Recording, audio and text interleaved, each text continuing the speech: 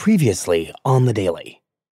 We didn't want this to be some fan fiction sitting around, smoking a pipe, trying to imagine what a second term of Trump would look like. We want it to be rooted in real reporting. Back in April, we introduced a series focused on what a second Trump presidency would look like and what it would mean for American democracy. It's too much to say it's the end of democracy per se. It's American-style democracy. American-style democracy. In part one, my colleagues Jonathan Swan, Charlie Savage, and Maggie Haberman explained how, in his first term, Trump encountered government systems and personnel that had blocked the most extreme parts of his agenda and left Trump determined to remove those obstacles if reelected. We focused very intently on things that Donald Trump himself cares about. And at the heart of that is power.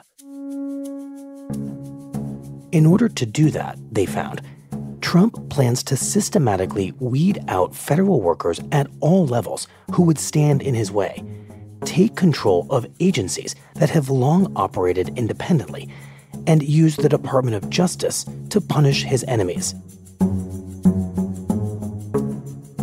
The result would be a presidency with few constraints on its power. Today, part 2 of our series, Trump's Message.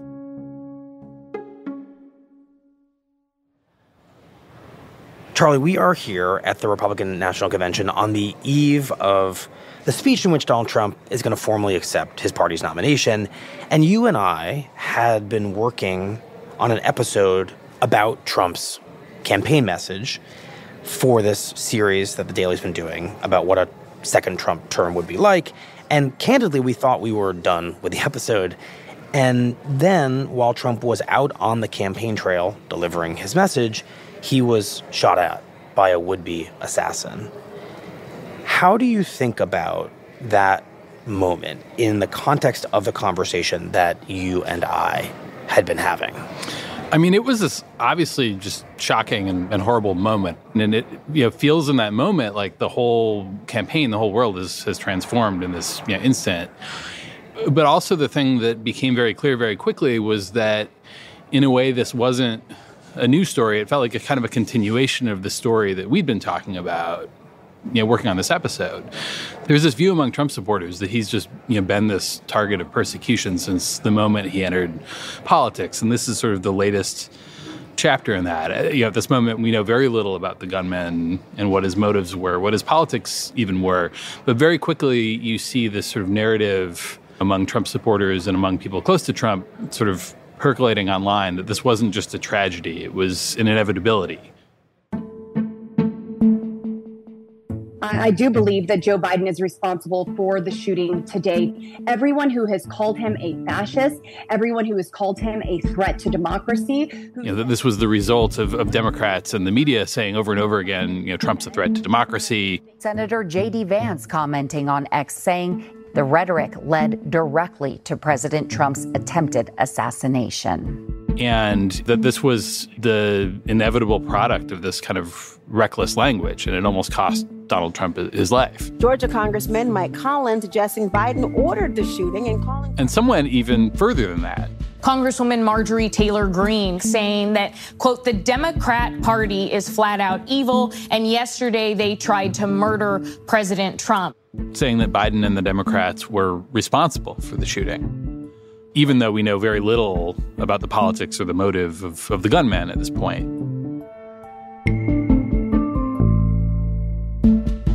But in their mind, no matter what the shooter's motive was, the assassination attempt was the climax and the confirmation, really, of the story that Trump had been telling for years. Right. And that is the story that we are going to be talking about today, the story that Trump has been telling about the forces out to get him. Exactly. First, they tried to ruin his reputation, and he's more popular now than ever. And then they tried to bankrupt him. And then they tried to put him in prison, and he's freer and has made other people free with him. And then last weekend, they tried to kill him. And there he is over there, alive and well.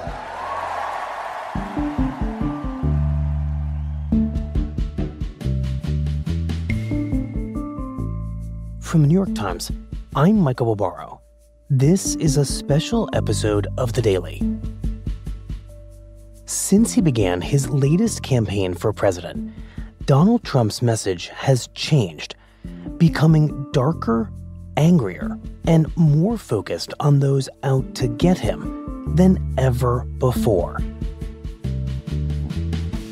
It's a rhetorical shift that many Americans have overlooked, but one that, if Trump is elected, could profoundly shape his second term. My colleague, Charles Homans, has been studying the evolution of that message and what exactly it means to his supporters and for the country. It's Thursday, July 18th.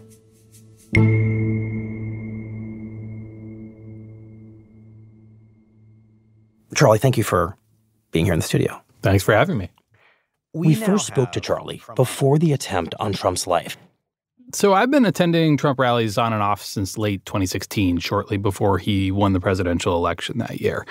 And what was unusual was that even after he won, Trump kept doing these rallies. He kept going out and talking to people after he was inaugurated throughout his first term in office. The man likes a rally. He loves a rally. He loves being around these crowds. Thank you, everybody. What a great welcome. Sit down, relax. We'll be here for a while. And then he kept doing them even after he was president, doing these sort of roadshow appearances almost, or on behalf of candidates in the 22 elections. Mm-hmm. And then he really hits the gas in the spring of last year as he's ramping up his presidential campaign.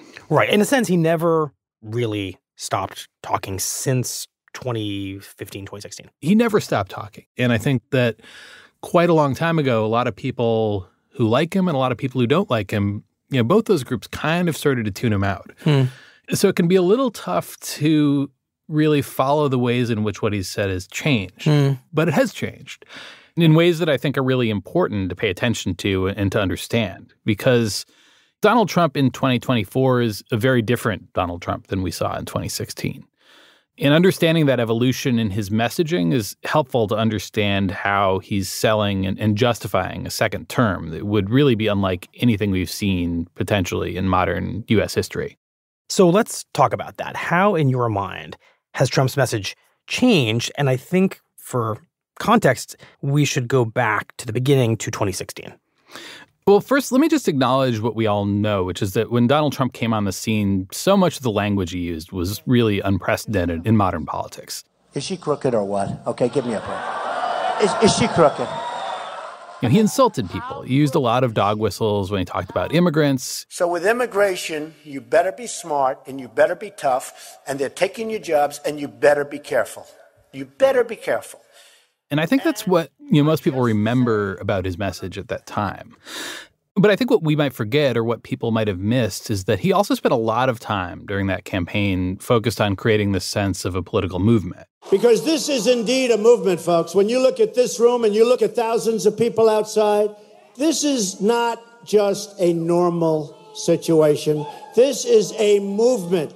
And he spoke in this sort of upbeat and optimistic way and really tried to conjure this sense of community around this us that he was talking about in his speeches. That's why we're asking Bernie Sanders voters to join our movement so together we can fix the system for all Americans so important. And he talked a lot in his speeches about us. The media and the political elite don't know the pain and the suffering these people are living under. But I figured it out a long time ago, and that's why I'm here. I'm with you. Rather than where I was on the other side. He didn't define it really specifically. It was a sort of open invitation for anyone who was disaffected with the status quo of American politics and the establishment. When one part of America hurts, we all hurt. And when one American suffers an injustice, all of America suffers together. We're all together. Like you said, Charlie, it's very easy. I mean, I'm guilty of it as much as anyone, of forgetting that there really was a prominent unifying aspect to some of what Donald Trump was saying in 2016 and even into the early months of his presidency. I think that's right. I mean, however divisive his rhetoric was and however conspiratorial it could be and however xenophobic it could be, the flip side of this was he was speaking of this new country that he was aspiring to kind of lead that was really united under his leadership. January 20th, 2017 will be remembered as the day the people became the rulers of this nation again. And all that was required for membership in that America was support of Donald Trump, no matter who you were. I love you. Look at this guy. He keeps shouting. He loves. I think that's right. You love me, right? Okay. Hey, you know what? He's a guy, but I love him, okay? He's a guy, but I love him. And so what happened to the us, this relatively broad us, if you support Trump, once Trump actually becomes president? So once he settles into his presidency, when he's going out there and speaking to people, he's still talking about this us. But the tone and the focus really starts to change. What happens is he starts running into these roadblocks to his presidency. And the roadblocks take several different forms. We're going to fight this terrible ruling. We're going to take our case as far as it needs to go, including all the way up to the Supreme Court. Early on, the courts are blocking some of the executive orders he's issued on the border wall, immigration, the ban on citizens from Muslim-majority countries from entering the U.S., and the Russia investigation begins.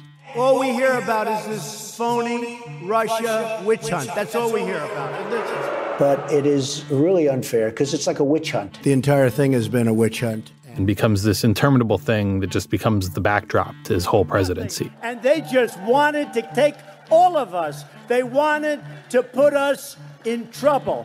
And it's not working too well, I'll tell you.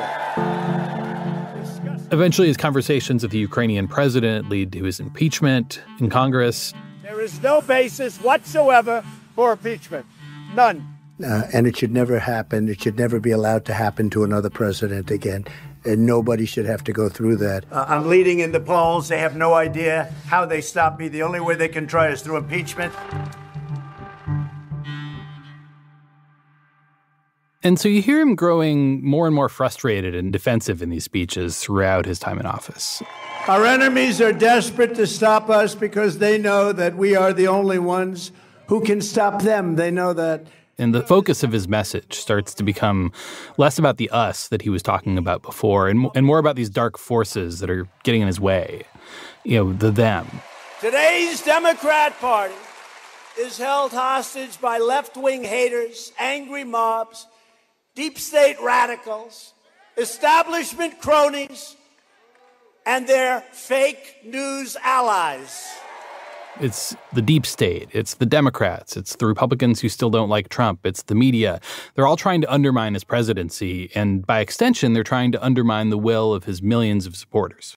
And this reaches a real fever pitch, this narrative, when we get to his 2020 election loss. This election was rigged.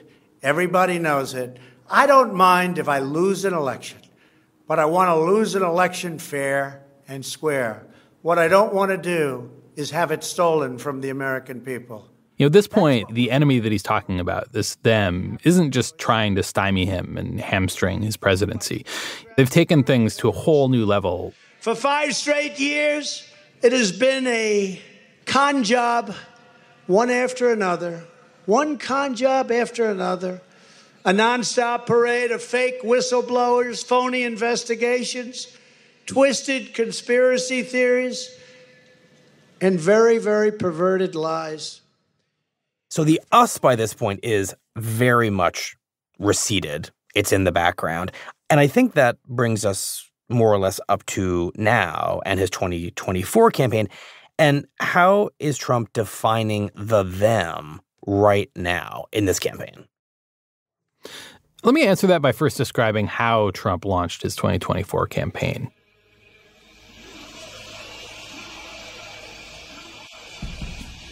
He holds his first rally last March. Thank you very much, everybody. And right before this rally, it's reported that he's about to be indicted in the New York hush money case, the first of several indictments he's going to face over the course of the year. He decides to hold this rally right after this news has come out in Waco, Texas, which is a town that's infamous for a deadly showdown in the 90s between this religious sect that was amassing weapons illegally and the federal government. It was this big fiasco. A lot of people were killed. It becomes this very, prominent symbol on the far right and for militia groups of violent federal government overreach. So by launching his campaign here, Trump's message is not subtle. The Biden regime's weaponization of law enforcement against their political opponent is something straight out of the Stalinist Russian horror show. There's really only one reason that you hold a rally in Waco, and that is to draw a clear line between your own experience at the hands of the federal government and what happened in Waco in the 90s. And the weaponization of law enforcement, banana republic, that's what we have become. Let there be no doubt. And as the campaign goes on, the language that he's using to describe his enemies is far more extreme, really way off the map of even how Trump has talked before. We pledge to you that we will root out the communists, Marxists, fascists, and the radical left thugs that live like vermin within the confines of our country, that lie and steal and cheat on elections and will do anything possible. They'll do anything, whether legally or illegally, to destroy America and to destroy the American dream. The real threat. At this point, they're not just his enemies. He's comparing them to vermin. He's using really the ugliest possible language, words he's really never used before. This is the language of kind of dehumanization. Yes. And his message now in 2024 is not only are these people coming after him, they're trying to corrupt the entire country and to destroy America from within. And what is Trump saying about how this dehumanized enemy from within is now trying to destroy the country in 2024? The message at the rallies is really that these forces have continued to wage this battle on a couple of different fronts. One of them is immigration. And in 2016, he talked about immigrants as an external threat. In 2024, Biden's conduct on our border is by any definition a conspiracy to overthrow the United States of America. He talks for the first time, he's really claiming that this isn't just an invasion, as he calls it. It's a deliberate plot by Joe Biden, by the Democratic Party, to import people to form a permanent Democratic voting class who will keep them in power for the foreseeable future. Biden and his accomplices want to collapse the American system, nullify the will of the actual American voters, and establish a new base of power that gives them control for generations. So the theory Trump is evoking is that Democrats are facilitating what they hope will be a kind of self-perpetuating Democratic Party majority that will win them elections. We should say, of course, that there is no evidence that that is true. That's right. Okay, so you said that there were a couple of ways that Trump is speaking about this conspiracy, this enemy from within. What are the other ways? The other way is that Biden and the Democrats are wielding the power of this corrupt, weaponized justice system. All of this persecution is only happening because we're leading so big in the polls. If I wasn't running right now, or if I was in fifth place, I wouldn't be under indictment. I wouldn't have any problems right now. We talked before about the indictments and how Trump is alleging that these indictments are evidence of the system's corruption. He's now taking that a step further to say that they're planning to use this weaponized justice system not only against Trump, but against anyone that they want. If they can do this to me, they can do this to anyone. These are bad people. These are, in many cases, I believe, sick people. He's saying, look, I was president of the United States and they still came after me. So if they can do that to me, well, they can do that to you. They want to silence me because I will never let them silence you. And in his telling right now, he's given up this good life in Mar-a-Lago and potentially even his freedom for the people who believe in him. And that makes him a martyr for all these people who are supporting him. And in the end, they're not after me, they're after you, and I just happen to be standing in their way. It's my honor to do so. And what all this amounts to is Trump saying the only way to prevent what happened to me from happening to the rest of you is to reelect me. Put me back in the White House, and I will make sure this weaponized justice system does not set its sights on you. That while Joe Biden and the Democrats accuse him of being this threat to democracy, that they are the real threat to democracy. And you hear him talking about that very explicitly. The one, they have like this standard line. Donald Trump is a threat to democracy. Some advertising agency wrote that down. I'm not a threat. I'm the one that's ending the threat to democracy.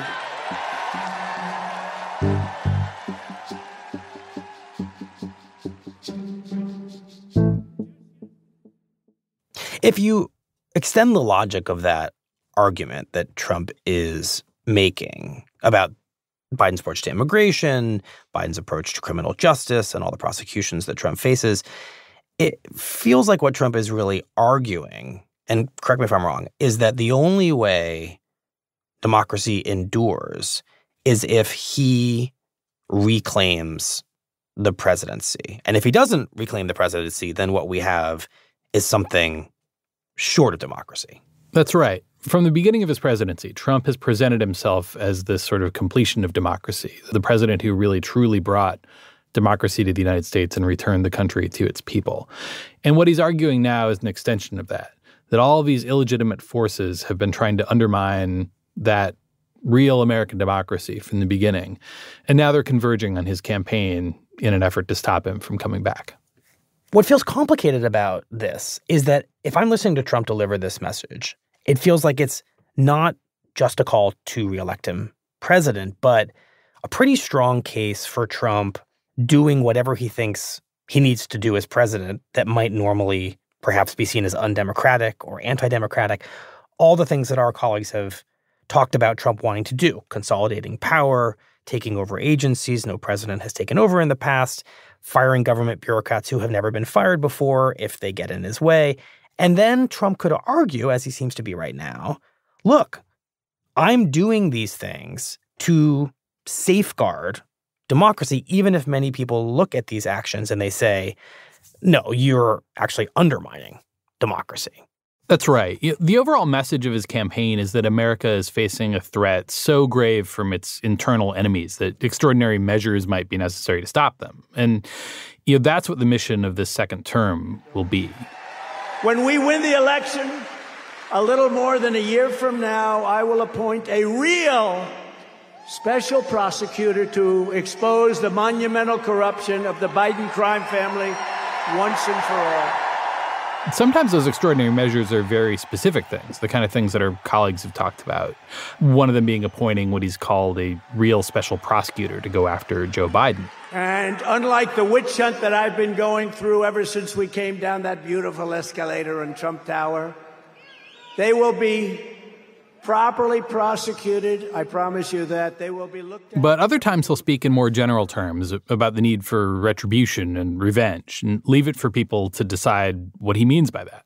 In 2016, I declared, I am your voice.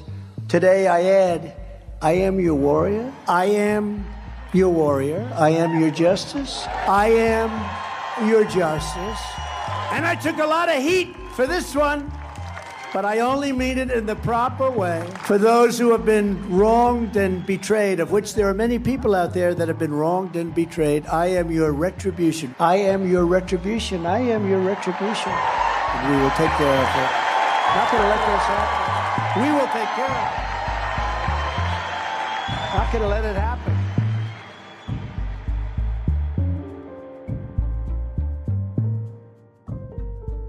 And so the question is, how are his supporters and voters receiving that message? How literally do they take his message about these threats to the country and the need for retribution? When he says all these things that we're talking about here, what are people actually hearing?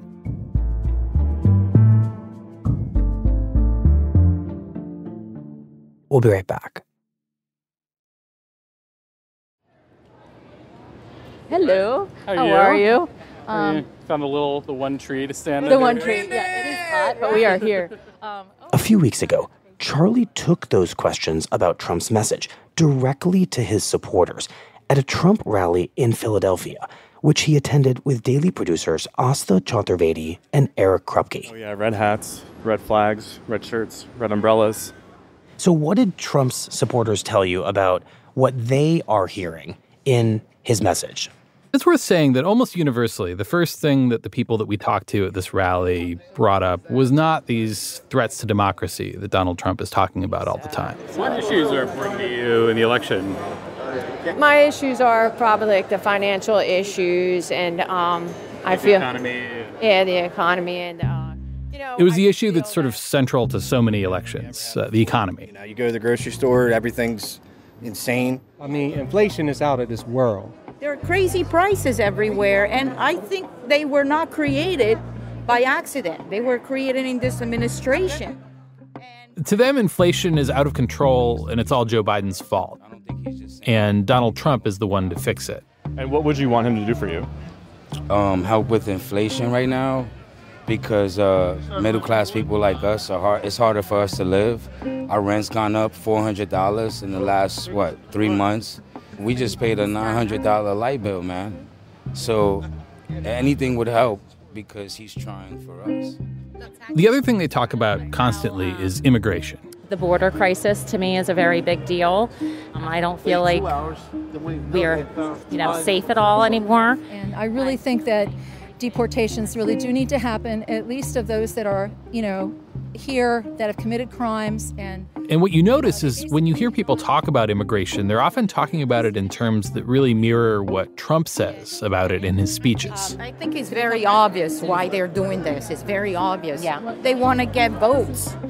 It's really facilitating an invasion, and it's quite frankly treasonous.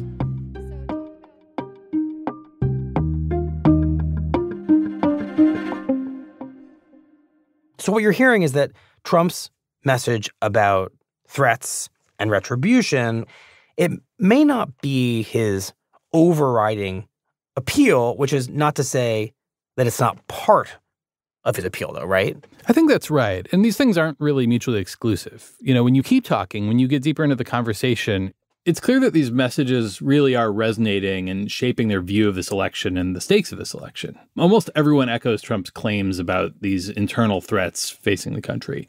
One guy we talked to about this was named Tom Turner. Excuse me. My name's Eric. I'm with the New York Times. Do you mind if I ask you a few questions? Yeah, sure. From Philadelphia in his early 20s. Yes, computer science. Nice. Yeah. Okay. And when we met him, he was buying this Trump T-shirt. What does it say? Can you just read it out for me? Yes, sir. It says, I'm voting for the convicted felon. Goddamn right I am, man. Make America great again. Can you just start with your name? And he repeated Trump's claims that the justice system was being weaponized against him, all in an effort to keep him from winning in November. The easiest way to shut somebody up is to make them out to be a criminal, make them out to be crazy. So I think persecution is just another tactic at just drowning out, what he has to say and taking his platform away from him. He said he did believe that the deep state was conspiring to get Trump. Everybody's conspiring at the top, so it's a battle between both sides. So I don't think it's... But despite all that, Tom says he's uncomfortable with the idea of giving Trump the kind of power as president that Trump has suggested that he should have. For example, when it comes to Trump's desire to have a special prosecutor go after people like Joe Biden, Tom just doesn't think it's right. I don't know. And I hope not, though. I hope not. It wouldn't be fair, Can you say more about that? Why wouldn't it be fair? It's not. I mean, it's not fair for a president to have the power to appoint an agency like CIA or FBI to directly target, like any other candidate. And we heard this from a lot of people. Like, this isn't something that should happen in a democratic country. And I don't think that political persecution in any type of form or aiming to imprison political opponents is the American way. I think that's very representative of, more communist countries. So you wouldn't want to see him do that? No. And interestingly, he's also not that concerned that Trump would even take those kinds of steps in the first place. And he points to Trump's first term as evidence of that. Dictate a lot, but I don't think that if Trump had that power and he had the ability, I'm going to put you in jail, almost like when he said he's going to put Hillary in jail. It didn't happen. It didn't happen. So do I think he would do it? I don't. If he did it, I don't think it would be fair. I don't. Why do you think he said that he would put Hillary in jail? I think the people wanted to hear it. I can't say whether or not that he actually, intended to do that. I think the people... Tom is basically saying that because Trump didn't prosecute Hillary Clinton in his first term, even though he said he wanted to, that's evidence that he was just bloviating. He was exaggerating when he talks now about prosecuting his enemies. But what we know is that Trump did, in fact, try to prosecute Clinton in his first term, but people stood in his way and told him, no, you can't do that. But a second term, based on our colleagues' reporting, will ensure that those kinds of people will not be around to hold him back. Right. And this is something you hear at rallies a lot. I mean, often people will take the fact that Trump didn't succeed at doing something in his first term as sort of evidence that he's not going to try it in the second term, even if it's something that he did try to do in the first term and was talked out of or wasn't able to do for one reason or another. A kind of magical thinking is going on here a little bit, that he's not going to do the things he said he did just because he didn't succeed the first time. Right. And to Tom and to a lot of others I've met at Trump rallies, all the stuff Trump says is just political theater. How do you differentiate between, when Trump is saying something just to play to the crowd or when he's being serious? Like, is there a way you can tell? I mean, so I suppose, like, in order to differentiate, it's kind of hard because when people come here, I don't think that they're looking to differentiate. I don't really think that they're looking to separate what's true and what's not. I think the whole idea of the rally is just to fire people up, and I think that's a big thing. Got it. How often do you encounter supporters who take Trump quite literally on this subject? Those people are definitely there. They're not in the majority, I would say, of the people that I've met, but they're certainly there. They see the country as facing very dire threats, and they think Trump should do whatever it takes to deal with those threats. Let's do it fast. I'm not going to miss the boss. Do you know when there's... Well, he's supposed to come on at 7, right? Yes. Okay. For example, there's Ed Young from Brick, New Jersey. Yeah, he's heavily involved in the local Republican Party. He's a member of his county Republican Party committee. And he said he's been to a lot of Trump rallies. Today is my 78th Trump rally. 78th. That's right. And he really wants Trump to seek retribution. He talked about this a lot with us. He has a really clear vision of what that would look like. When he gets reelected, I hope to God it's no more Mr. Nice Guy. I hope we have a reckoning. What would that look like? Well, this is my fantasy. What this country really needs. I mean, this won't happen. My fantasy. We need a Nuremberg-style trial for our country. And pretty much every elected Democrat should be put on trial for treason. And if they're convicted, punished, just like the Nazis at Nuremberg.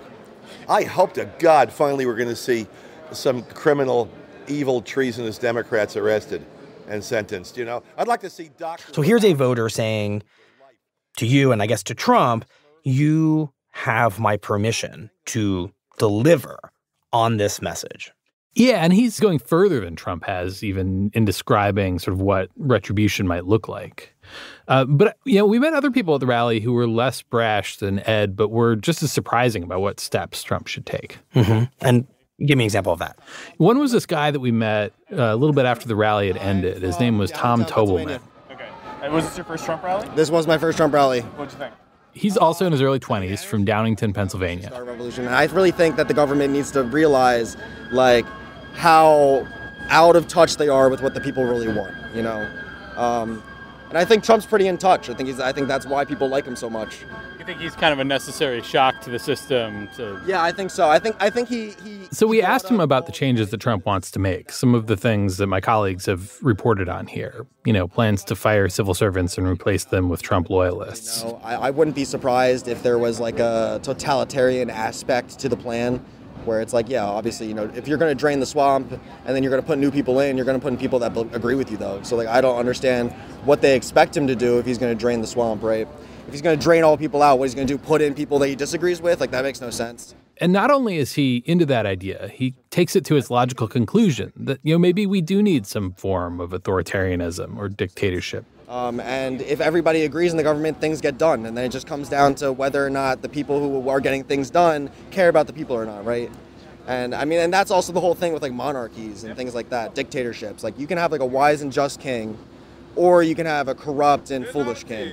And if you have a wise and just king, to be honest, it'll probably run better than any other government because you can get things done fast. But then if you have a corrupt king, you have the worst government on the planet and overstepped reach and no rights and things like that. So. And Trump is a wise and just king in your eyes? I think he's somewhere in the middle, and I think we have checks and balances in America, so I don't think that he can take full totalitarian control. But I'm not totally sold on whether or not, he is 100% for the people or anything like that. I think he's the best chance we got.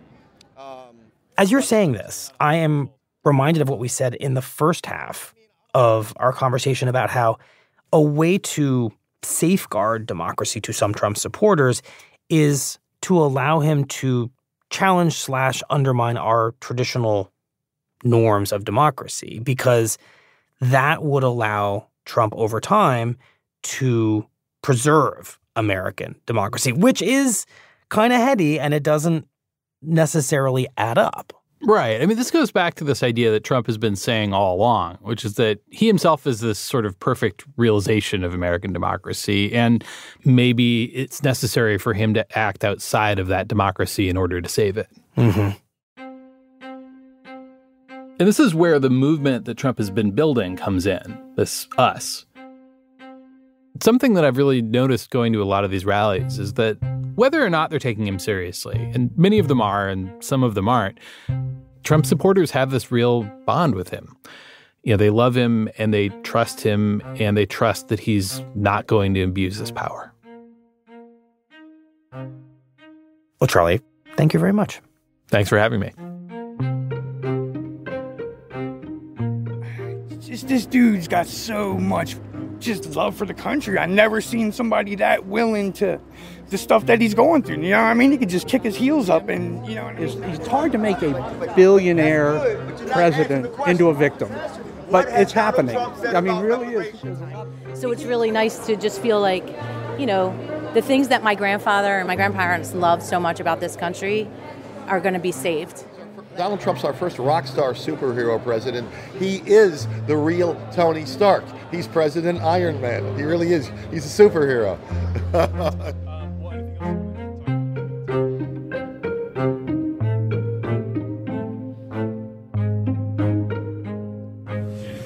Shannon, good morning to you. The Trump campaign says they are full steam ahead with the RNC here in Milwaukee. They're going to be beefing up their security at all their campaign offices with 24/7 armed officers. Now, that memo ends. A lot of people who are pro-Trump have been saying that this is the playbook of the day, whether it's a deep state or, some shadowy interest in the government. First, they try to cancel you. The second thing that they try to do is they try to convict you of something. And then the third thing that they try to do is they try to kill you. And that's just what happened with Trump. And he's fighting on, literally pumping his fist and saying, fight on. There's something deeper here. This is a spiritual battle we're locked in right now here in the United States. And he's at the tip of the spear of it.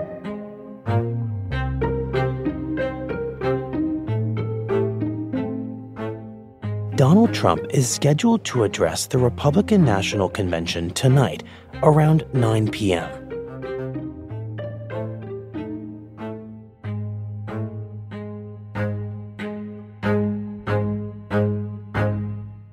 We'll be right back. Here's what else you need to know today. The Democratic rebellion against President Biden intensified on Wednesday. Party leaders successfully pushed to delay his nomination by a week in order to prolong the debate over his viability. And the highest profile Democrat to date called on Biden to step aside. That Democrat, Representative Adam Schiff of California, said that he doubted that Biden could defeat Donald Trump in November. Schiff becomes the 23rd congressional Democrat to ask Biden to end his campaign. And FBI officials have told members of Congress that the gunman who tried to kill Trump used his cell phone to search for images of both Trump and Biden, and to search for the dates of Trump appearances and the Democratic National Convention. Most politically motivated assassins leave a discernible trail of views, but so far, there is no evidence that the shooter in this case had strong partisan feelings.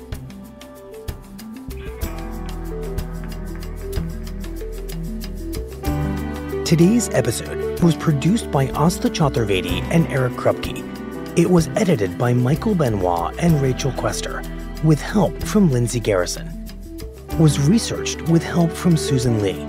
Contains original music by Marian Lozano, Dan Powell, Diane Wong, Rowan Umisto, and Pat McCusker, and was engineered by Alyssa Moxley. Our theme music is by Jim Brunberg and Ben Landsberg of Wonderly. Special thanks to Nick Pittman and Michael Bender.